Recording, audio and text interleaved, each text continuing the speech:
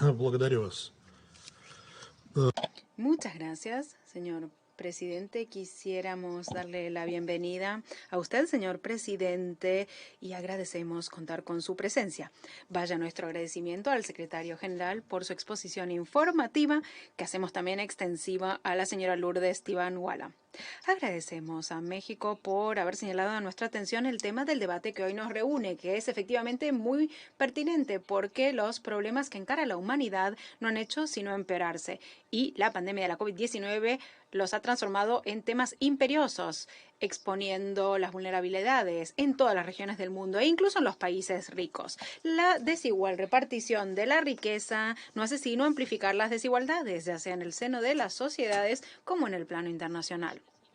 La situación es aún más difícil en aquellos contextos donde hay un difícil pasado colonial o hay ya de por sí una situación de estar a la cega o aún un amplio endeudamiento. Cuando no se puede aspirar a un mejor futuro, se exacerban otro tipo de divisiones étnicas, religiosas y de otra índole en la lucha por acaparar los recursos y sobre todo los naturales. Cuando el Consejo de Seguridad examina situaciones de país, no puede dejar de lado las causas profundas que pueden ser de diferentes naturalezas.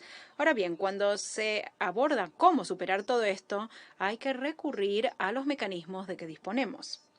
Los buenos oficios, la mediación, mantenimiento de la paz, así como también las misiones políticas especiales. Por supuesto, los mandatos de estas misiones pueden tener objetivos como consolidación de la paz temprana, consolidación de instituciones, también proyectos de desarrollo y todo lo que tiene que ver con fuerzas de seguridad.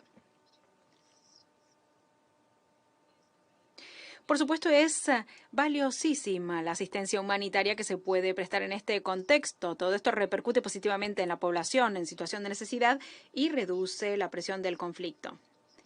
Y en este sentido es de suma importancia la labor de la Comisión de Consolidación de la Paz y de su fondo. Ahora bien, habida cuenta de los desafíos de desarrollo socioeconómico que suelen imperar en los estados en situación post-conflicto, esto, por supuesto, tendrá que ir más allá de poner un mero parche, porque al fin y al cabo ni la Comisión de Consolidación de la Paz ni el Consejo de Seguridad disponen de las herramientas para facilitar la formación de modelos económicos sostenibles e independientes, ni garantizar el intercambio o transferencia de tecnología, ni el fortalecimiento de la infraestructura, ni tampoco para desarrollar el sector industrial o agrícola, ni para crear puestos de trabajo. Cuando abordamos los vínculos teóricos entre el desarrollo, la paz, la seguridad y los derechos humanos, es preciso no perder de vista que el desarrollo por sí solo no puede permitir garantizar la paz y que la paz no necesariamente garantiza el desarrollo. Por eso es importante tener en cuenta los vínculos, pero también tener muy presentes las distinciones entre estos dos procesos y qué organismo de las Naciones Unidas está encargado de tal o cual esfera de labor. Esta es la lógica en que subyace a nuestra postura de principio de la división de responsabilidades y labores en los organismos de las Naciones Unidas. Proteger los derechos humanos o el desarrollo, luchar contra el cambio climático, son cuestiones que deben abordarse en las plataformas especializadas que disponen de las herramientas necesarias y también que cuentan con representación universal o amplia de los Estados miembros. Y me estoy refiriendo específicamente al Consejo Económico y Social y a la Asamblea General. Lo mismo subyace a nuestros planteos respecto de los conceptos que se plantean en la nueva agenda común del secretario general, a donde vemos que hay una tendencia de combinar mandatos o de crear estructuras que duplican la labor de los órganos creados en virtud de la Carta. Y esto no necesariamente aporta. El recurrir a un enfoque de múltiples interesados, como se lo da en llamar, para poner en pie de igualdad a los Estados miembros y a los actores no estatales, también genera ciertas interrogantes.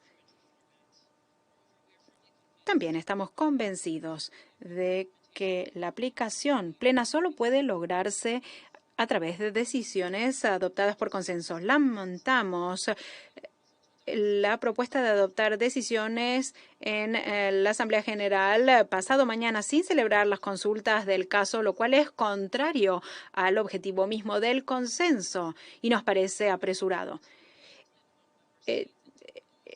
Se intenta imponer la voluntad de un grupo de países y generar más división, o parece ser esta la intención. Nos parece fundamental que la asistencia internacional se preste exclusivamente en coordinación con los países y a su solicitud, teniendo en cuenta los contextos y prioridades de los países, y esto implica las cuestiones jurídicas, culturales, sociales y políticas. Cada contexto de conflicto requiere de una respuesta específica. No hay una respuesta única. Nos oponemos a que se introduzcan indicadores universales de conflicto o de crisis que podrían abrir la puerta a numerosos abusos. Por otra parte, las decisiones solo pueden partir de la participación de los estados receptores o de diálogo que se entablece con ellos. Alejarse de estos principios, la injerencia en asuntos internos o ejercer presión innecesaria bajo pretexto de prestarles asistencia o que suponen una violación del derecho internacional humanitario son inaceptables, y esto en ocasiones es la causa misma de la exacerbación de los conflictos, algo que muchos de los países aquí presentes no están dispuestos a reconocer con franqueza. Ahora, por ejemplo, si vemos la situación que encaran numerosos países, sobre todo en Oriente Medio, y la situación es la que es y no hay forma alguna de echarle mejor luz. También está la cuestión de las sanciones unilaterales cuando se utilizan de forma ilícita o se amenaza con su uso. Todo esto, y sobre todo en el contexto de la pandemia de la COVID-19, limita la capacidad de los países de responder a esta situación e impide a gobiernos legítimos alcanzar los ODS, lo cual no hace sino amplificar la desigualdad en el plano gubernamental e intergubernamental y que a su vez repercute en la población. El ejemplo de Siria, que sancionan los Estados Unidos de América y los países de la Unión Europea, son un claro ejemplo de esta cuestión.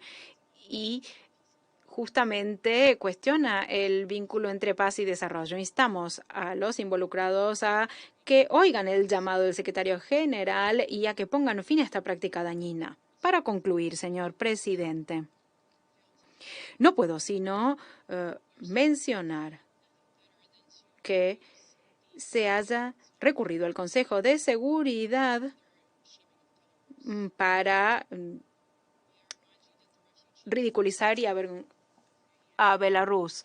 Les recuerdo que hay numerosas personas que están intentando ir a otros sitios. Y entonces, ¿quién está creando esta crisis? ¿Quién está alzando rejas con alambres de púa?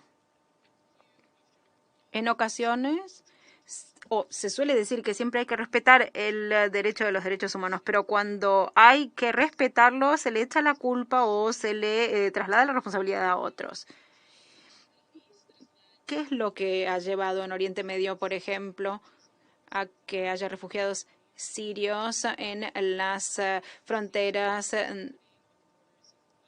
de Polonia y Lituania, o cuando los refugiados venían de otros países y llegaban a la Unión Europea, las formulaciones que se escuchaban eran distintas y ahora amenazan con imponer sanciones en contra de quién y a santo de qué?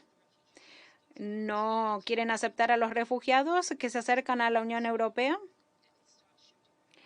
Ha llegado el momento de asumir responsabilidades en lugar de traspasarlas. Muchas gracias. Muchas gracias al representante de la